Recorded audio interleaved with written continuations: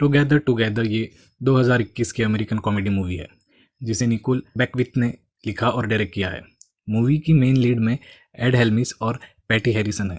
इस मूवी का premiere Sundance film festival में हुआ था। मूवी की IMDb रेटिंग 6.4 है। मूवी की कहानी मैं शॉर्ट में आपको सुनाता हूँ। मूवी के स्टार्ट में मैट एना का इंटरव्यू ले रहा है। मैट एक 40 साल का आदमी है जो सक्सेसफुल एड डेवलपर है और एना एक कॉफ़ी शॉप में काम कर। एना मैट के लिए सैरोगेट माँ बनने के लिए राज़ी होती है और उसी के लिए इंटरव्यू चल रहा है। मैट बिना शादी के बाप बनना चाहता है। एना कॉलेज जाना चाहती है और वो अपनी डिग्री और मास्टर्स करना चाहती है, जिसके लिए उसे काफ़ी पैसे की ज़रूरत होगी। सैरोगेसी और सारी लीगल प्रोसीजर एक लीगल एडवाइज़र और डॉक्टर के साथ कंसल्ट करके हो रही है।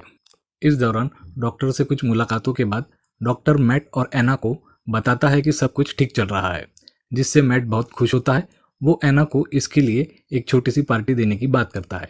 डिनर का प्लान होता है। एना हाँ कहती है। बाद में मैट अपने भाई और अपने माता पिता को भी सैरोगेसी के बारे में बताता है और इस बात से खास तौर पर उसकी माँ खफा हो जाती है।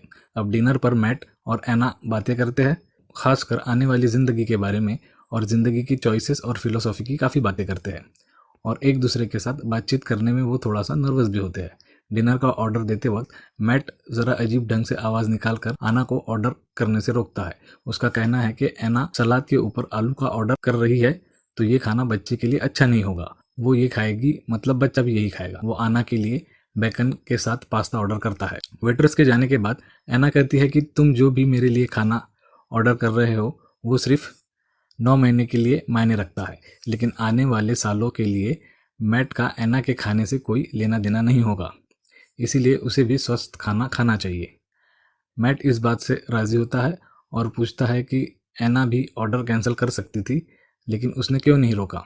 उस पर एना कहती है क्योंकि वो मैट की तरह परेशान नहीं है। इसके बाद दोनों चेकअप के लिए भी साथ जाते हैं, जहाँ मैट कहता है कि वो बहुत खुश है और सभी को ये खबर देना चाहता है कि बच्चा स्वस्थ है और सब सही चल रहा है। लेकिन वो हैरान होता है जब एना कहती है कि वो प्रेगनेंसी के बारे में किसी को नहीं बताना चाहती।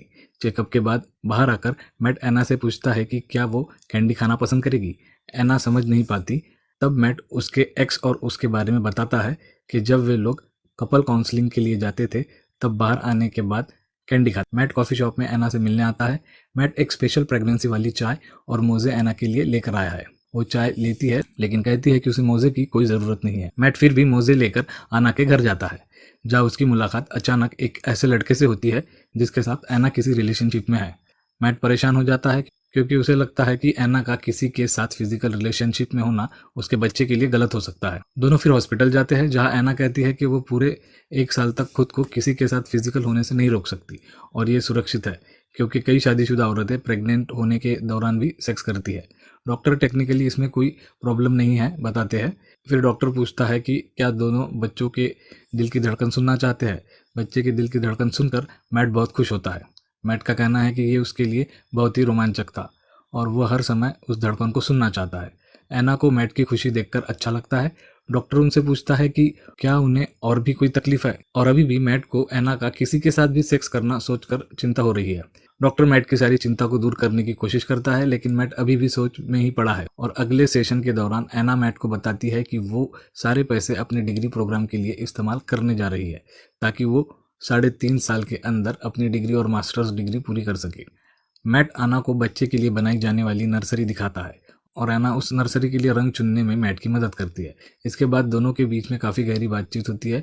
फिर वो सोचते हैं कि वो दोनों इस तरह अकेले क्यों। फिर दोनों एक दूसरे के साथ ज़्यादा घूमने लगते हैं। उन्हें लगता है कि बच्चे का कोई आसान सा नाम रखे जो लड़का या लड़की किसी के लिए भी रखा जा सकता है और वो एक न्यूट्रल नाम सोचते हैं। वो होने वाले बच्चे को लैम्प कहना शुरू करते हैं। मॉल में मैटरनिटी वियर की खरीदी करते हुए एना अपनी सिस्टर की फ्रेंड से मिलती है और झूठ बोलती है कि वो वहाँ काम करती है। वो नहीं चाहती कि उसकी सिस्टर या उसके माता पिता को पता चले कि वो गर्भवती है, क्योंकि वो ये सुनकर पागल हो जाएंगे।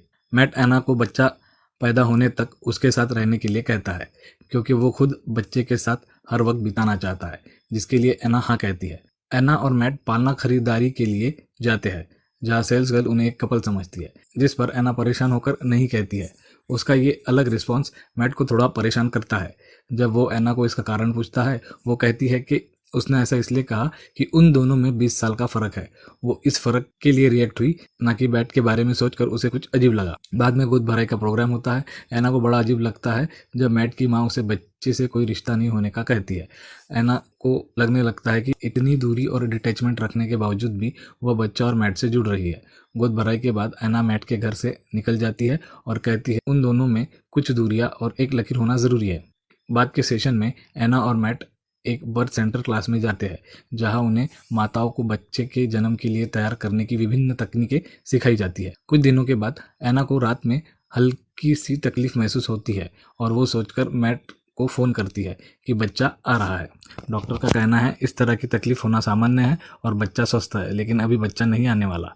डॉक्टर के यहाँ से जाने के बाद एना ने स्वीकार किया कि वो मैट को एक एडोरेबल तरीके से प्यार करती है और वो उसे खोना नहीं चाहती। वो यहाँ नहीं रह सकती क्योंकि उसे बाद में यहाँ से वर्मवुड के लिए भी जाना है।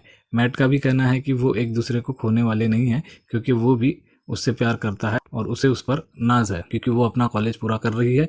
इस बार सेशन के बाद एना मैट को पूछती है कि क्या वो हाथ पकड़कर कैंडी खा सकते हैं। बाद में वो पार्क के एक बेंच पर बैठकर कैंडी खाते हैं। डॉक्टर की दी गई तारीख के एक सप्ताह पहले एना को लेबर पेन होती है।